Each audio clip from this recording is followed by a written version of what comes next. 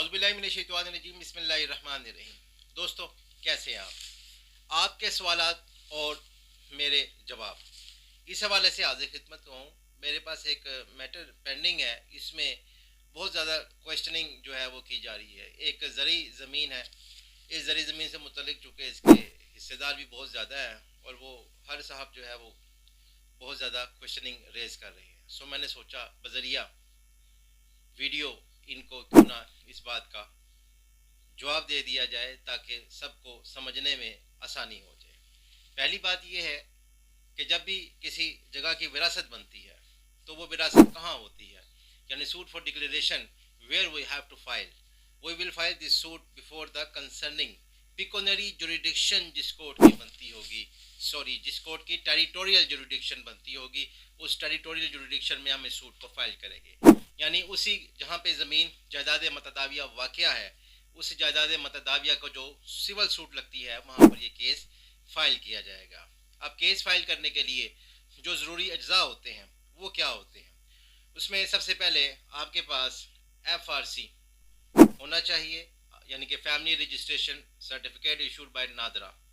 इसके बाद आपके पास डेथ सर्टिफिकेट होना चाहिए और जायदाद का कोई भी एक मलकियत का सबूत, जैसे सबूत फ़र्द हो सकती है या कोई और कंसर्निंग डॉक्यूमेंट्स पेपर्स हो सकते हैं कि ये जायदाद के पेपर्स हैं।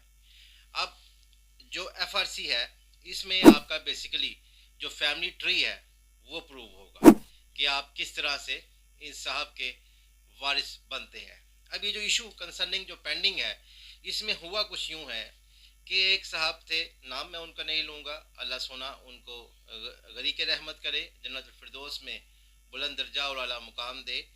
उन्होंने अपनी ज़िंदगी में ही तमाम बेटों में जायदाद तकसीम कर दी, खुद से कर दी पटवारी के पास जाकर। और एक बेटा जो फोत हो चुका था उसके एक जो उसका जो बेटा था, यानी कि अपने पोते के नाम पे अपने बेटे का हिस्सा लगवा दिया। हालांकि पोतियां भी मौजूद थी। ना सिर्फ इतना बल्कि उनकी एक बेटी भी थी, उन्होंने उस बेटी को भी उसके हक से महरूम कर दिया। ऐसा करने के वो कानूनी और शरई तौर पर मजाज नहीं थे। लेकिन चूंकि एक रिवाज था इस किस्म का, जो पहले बड़े बुजुर्ग थे वहाँ पे बहनों को या बेटियों को हिस्सा देने का रिवाज नहीं था, वो इसी तरह से मामला चल रहे थे। लेकिन अब शदीद किस्म की, सख्त किस्म की पाबंदी है। अगर अब भी कोई शख्स बहनों या बेटियों को हिस्सा नहीं देता है तो उसके अगेंस्ट कानूनी कार्रवाई भी हो सकती है, FIR भी दर्ज हो सकती है। अभी वाला जो सिचुएशन है यहाँ पे, ये जो इंतकाल जो उस बेटे के नाम किया गया जो कि पोता है, और वो इंतकाल जिसके तहत बेटी को उसके हक से महरूम किया गया, ये इंतकाल काबिल चैलेंज है। इस इंतकाल को चैलेंज किया जाएगा कंसर्निंग कोर्ट में, टेरिटोरियल जुरिडिक्शन की कोर्ट जो है इसमें यहाँ पर चैलेंज किया जाएगा।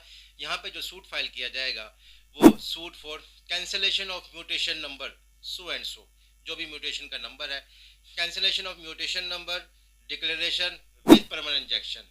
साथ में चाहें तो तकसीम जायदाद, सूट फॉर वो जो हमने तकसीम जायदाद का केस करना है साथ में हम वो भी कर सकते हैं। इसके साथ में हमें स्टे भी मिलेगा।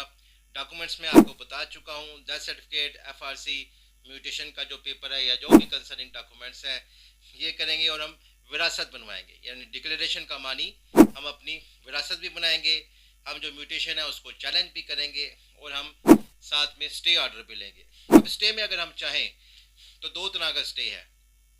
स्टे में हम चाहें तो एक सिर्फ इस हद तक स्टे है कि फर्दर एलिनेशन ना हो, यानी जायदाद जू की तू रहे। आगे मजीद जब तक केस जो पेंडिंग सूट है बिफोर द ऑनरेबल कोर्ट, इसके डिसीजन के होने की हद तक प्रॉपर्टी आगे किसी को भी ट्रांसफ़र ना की जाए। दूसरा स्टे इस टाइप का साथ में हो सकता है कि हम स्टेटस को का ऑर्डर ले लें कि ज़मीन पर कल्टीवेशन भी बंद कर दी जाए, कि ज़मीन के ऊपर कोई शख्स कोई काश्तकारी नहीं करेगा, कुछ काम नहीं करेगा। ख्याल रहे ये जो म्यूटेशन जो बनवाई गई है ये पूरा खाता पूरी जायदाद पर लगेगी। ये जितना भी ये जो स्टे ऑर्डर होगा ये पूरी जायदाद पर लगेगा, और जितने भी लोगों को ये जायदाद तकसीम की गई है इस पूरे के ऊपर स्टे लगेगा। इसमें से कोई भी शख्स इस जायदाद को, प्रॉपर्टी को ना आगे फरोख्त कर सकेगा।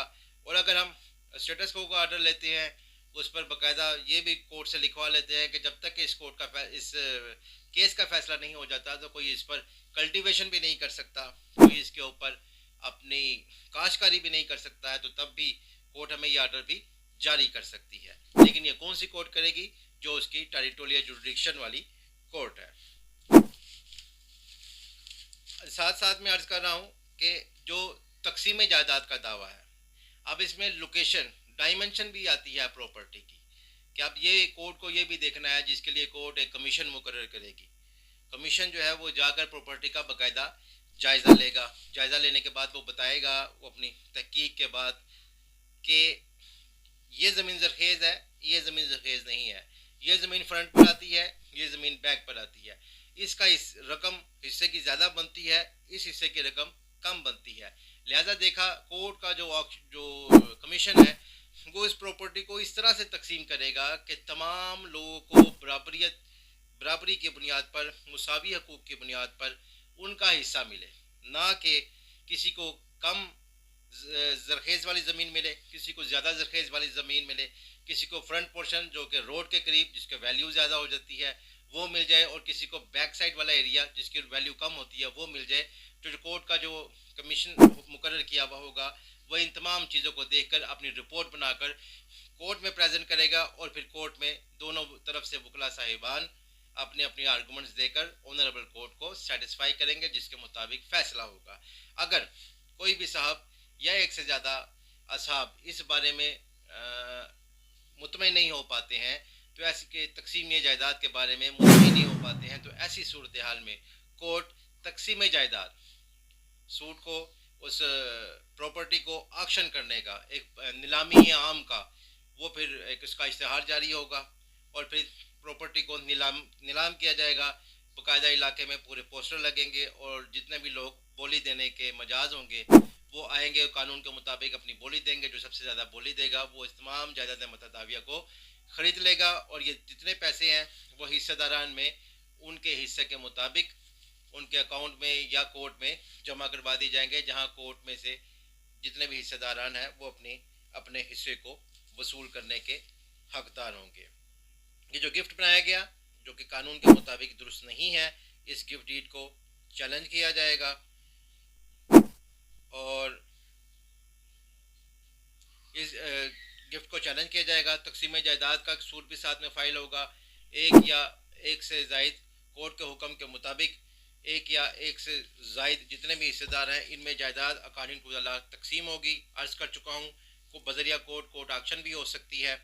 अगर कोई भी शख्स मुतमईन ना हो तो फिर ऐसी सूरत हाल में जायदाद, एक या एक से ज़्यादा लोग मुतमईन ना हो तो जायदाद को फिर नीलाम भी किया जा सकता है। ये दोस्तों ये थी आज का टॉपिक, जिसको मैंने ज़रूरी समझा कि बजरिया वीडियो आप लोगों के इल्म तक तमाम के तमाम बात जो है वह पहुंचा दी जाए। ये ऐसा सूट फाइल करने के लिए अगर ऐसी कोई प्रॉपर्टी आ जाए, अगर यहाँ तो दादाजी ने ट्रांसफ़र किया रकबा एक बेटी को और पोतियों को महरूम करके एक पोते को नवाज दिया, ये जो बनाई गई म्यूटेशन या फ़र्द ये काबिल चैलेंज है। अगर बाप भी इसी तरह से करता है कि वो अपने बेटे को, कि वो अगर अपने बेटे को नहीं देता है या किसी एक बेटी को नहीं देता है, किसी भी तरह से कानून के मुताबिक या शरई असूलों के अगेंस्ट कोई काम होता है, तो वो इस किस्म का म्यूटेशन काबिल चैलेंज है, उसको चैलेंज किया जाता है। दोस्तों ये था आज का टॉपिक। अगर मज़ीद फिर किसी क्वेश्चन की ज़रूरत है तो आप मुझे नीचे कमेंट में करके वो क्वेश्चन कर सकते हैं। और आज के लिए इतना ही। लास्ट में रिक्वेस्ट यही है, राशिद नज़ीर शेख यूट्यूब चैनल को सब्सक्राइब कीजिएगा, बेल आइकन को प्रेस कीजिएगा ताकि डिटेल इन्फॉर्मेशन आप तक पहुंचती रहे। आज के लिए इतना ही। अल्लाह हाफिज़।